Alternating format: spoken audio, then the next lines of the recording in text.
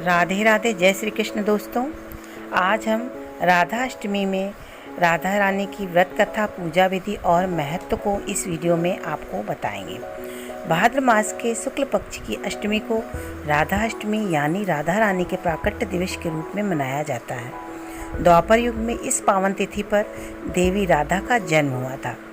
पौराणिक कथाओं में बताया गया है कि राधा जी का जन्म माता के गर्भ से नहीं बल्कि वृषभानु जी की तपोभूमि से प्रकट हुई थी। ब्रह्मा वैवर्त पुराण में राधा जी के जन्म की जो कथा बताई गई है वह इस प्रकार है। राधा श्री कृष्ण के साथ गोलोक में निवास करती थी। एक बार देवी राधा गोलोक में नहीं थी। उस समय श्री कृष्ण अपनी एक सखी विराजा के साथ गोलोक में विहार कर रहे थे। राधा जी यह सुनकर क्रोधित हो गईं और तुरंत श्री कृष्ण के पास जा पहुंची और उन्हें भला बुरा कहने लगी। यह देखकर कान्हा के मित्र श्री दामा को बुरा लगा। उन्होंने राधा को पृथ्वी पर जन्म लेने का शाप दे दिया। राधा को इस तरह क्रोधित देखकर विराजा वहां से नदी रूप में चली गई। इस श्राप के बाद राधा ने सीदामा को राक्षस कुल में जन्म लेने का श्राप दे दिया। देवी राधा के श्राप के कारण ही श्री दामा ने शंखचूड़ राक्षस के रूप में जन्म लिया। वही राक्षस जो भगवान विष्णु का अनन्य भक्त बना और देवी राधा ने वृषभानु जी की पुत्री के रूप में पृथ्वी पर जन्म लिया। लेकिन राधा वृषभानु जी की पत्नी देवी कीर्ति के गर्भ से नहीं जन्मी। जब श्री रामा और राधा ने एक दूसरे को श्राप दिया तब श्री कृष्ण ने राधा से कहा कि आपको पृथ्वी पर देवी कीर्ति और वृषभानु जी की पुत्री के रूप में रहना है। वहाँ आपका विवाह रायण नामक एक वैश्य से होगा। रायण मेरा ही अंशावतार होगा और पृथ्वी पर भी आप मेरी प्रिया बनकर रहेंगे। उस रूप में हमें विछोह का दर्द सहना होगा। अब आप पृथ्वी पर जन्म लेने की तैयारी करें। सांसारिक दृष्टि में देवी कीर्ति गर्भवती हुई और उन्हें प्रसव भी हुआ, लेकिन देवी कीर्ति के गर्भ में योग माया की प्रेरणा से वायु का प्रवेश हुआ और उन्होंने वायु को ही जन्म दिया। जब वह प्रसव पीड़ा से गुजर रही थी उसी समय वहाँ देवी राधा कन्या के रूप में प्रकट हो गई थी।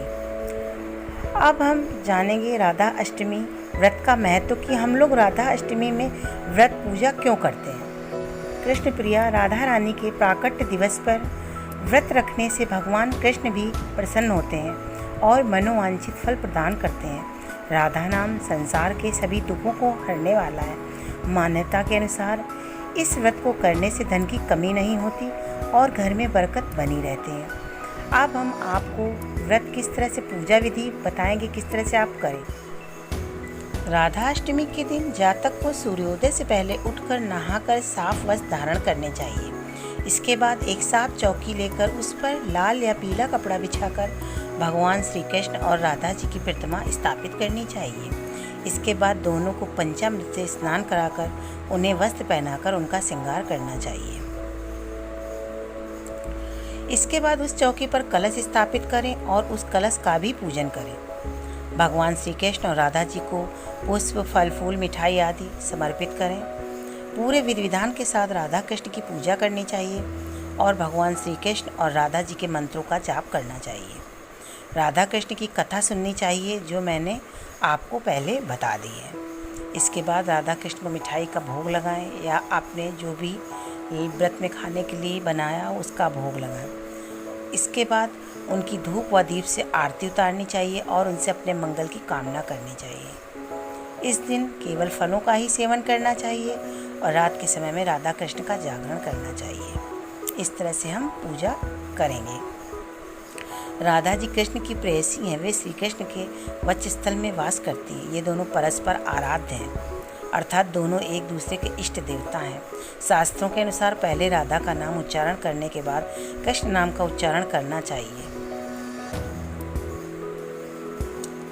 आप इस दिन व्रत रखकर यथाविधि राधा जी की पूजा करें व श्री राधा मंत्र ओम राधाय स्वाहा का जाप करें। राधा जी श्री लक्ष्मी का ही स्वरूप है, अतः इनकी पूजा से धन, धान व ऐश्वर्य प्राप्त होता है।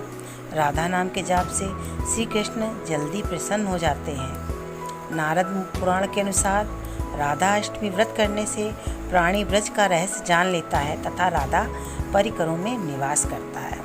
इस तरह से आप राधा अष्टमी में पूजन अर्चन करें। अगर आपको हमारा ये वीडियो पसंद आया हो तो प्लीज़ हमें कमेंट करके ज़रूर बताएं। राधे राधे।